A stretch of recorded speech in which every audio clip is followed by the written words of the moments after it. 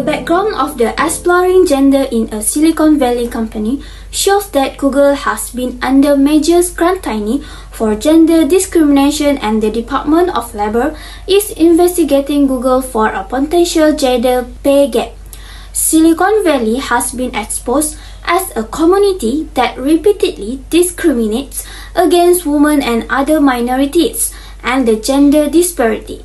In August of 2017, Google fired a male software engineer after he posted a memo that relied on inaccurate gender stereotypes to criticize implementation of the company. In around the same time the male was firing, Charlottesville, Virginia, heightened an already tense conversation about the complexities of speech in America. The memo that Dermore is trying to point out is that sometimes constructive viewpoints are not welcome at Google because it's a liberal echo chamber. He also said Google discriminates against certain employees and offer development opportunities. Besides that, he also stated that one of the central reasons there are fewer women than men in tech is that women are biologically different from men. So the reason he uses to support these lines are women are more neurotic than men, women are less capable of handling stress, and women are better at relationships than men because men are better at things. The response of the article. The memo released by Dermore is called the Anti-Diversity Memo. This memo has been criticized for having the kind of discrimination that says women cannot do the work.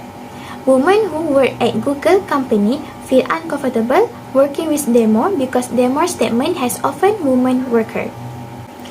The day after memo was leaked, Google VP of Diversity and Inclusion, Daniel Brown, has issued a statement that the discrimination stated in the memo is not aligned with how Google wants diversity workforce. Dermore was found that he had been fired by Google 3 days after the memo was leaked. In addition, Sundar Pichai, which is Google CEO, has explained why he fired Dermore, even though Dermore's statement about diversity workforce was true. But the memo has violated the company's code of conduct where there is stereotype in the workplace. Furthermore, there are some individuals who disagree about Dermore's firing because Google has a liberal echo chamber where they have the right to speak according to their opinion.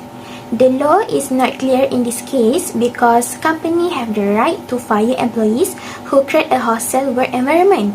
However, in California, workers cannot be fired for political difference because their workers have the right to speak.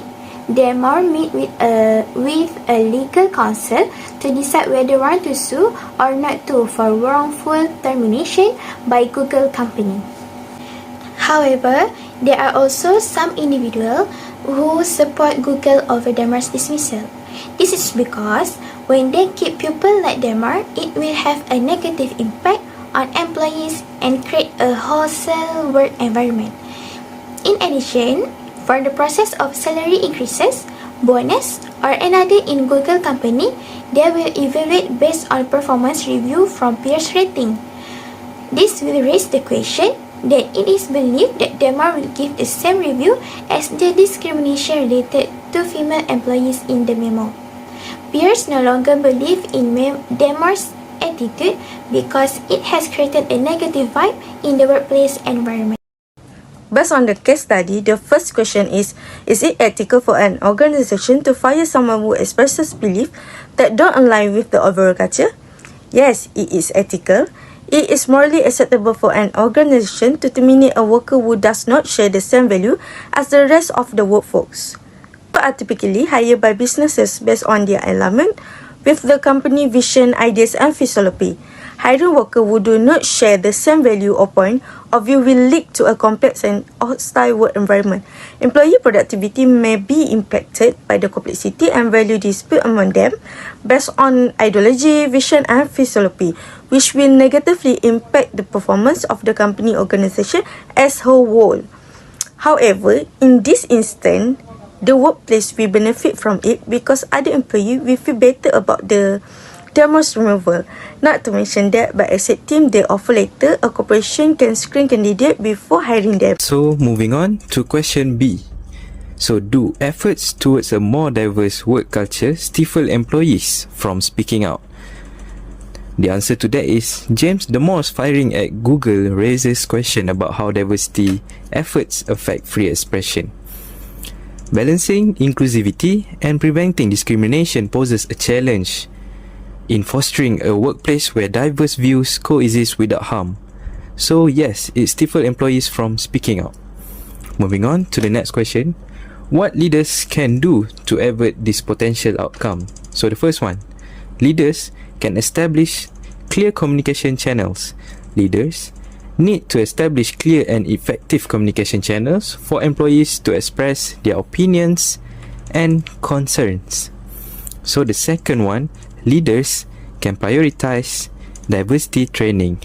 Leaders should invest in comprehensive diversity and inclusion training programs to educate employees on the importance of respectful communication. So the last one is leaders can implement robust diversity policies. Leaders should develop and enforce clear diversity policies that explicitly outline expectations for respectful communications and collaborations.